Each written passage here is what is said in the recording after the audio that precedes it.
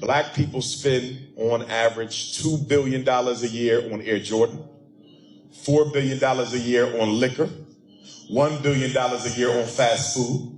You saw what just happened with Popeyes. $40 million in a matter of hours. Yes. And we weren't even paid for that.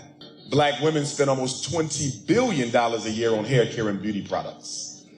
But yet, there's not a black community in the United States I can go to where you can show me a black community that has all four of the essential institutions, which are a bank, a school, a supermarket, and a hospital.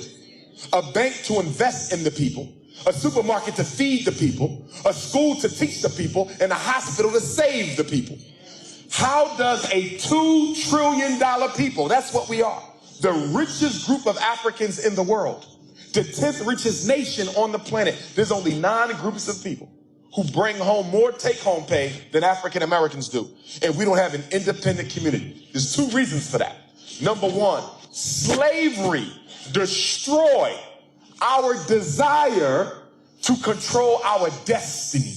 That's number 1. Yes. And after slavery destroyed it, religion came in and glorified the fact that we wanted no control over our destiny by saying you need not worry about building a nation. Just pray and God will take care of it. The problem with religion is not the religion.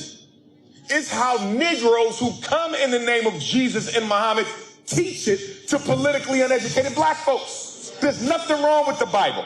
There's nothing wrong with the Quran, but there's cowards in charge who don't want to use those books to wake black people up, so they rather put us to sleep.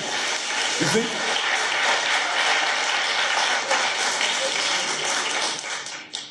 Every bank that receives at least $250,000 a year, if a bank has a $250,000 revenue stream, they should have a bank. If a church has that, they should have a bank.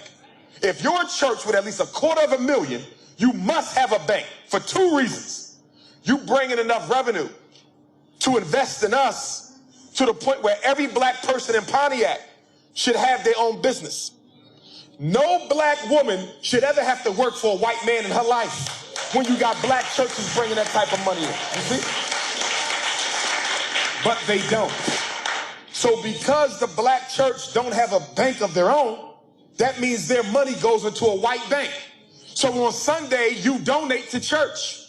They take your money, your black Jesus money, and put it in a white devil's bank.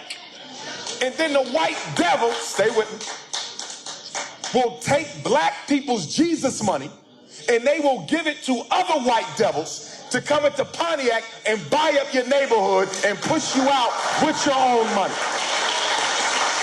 You see? Okay.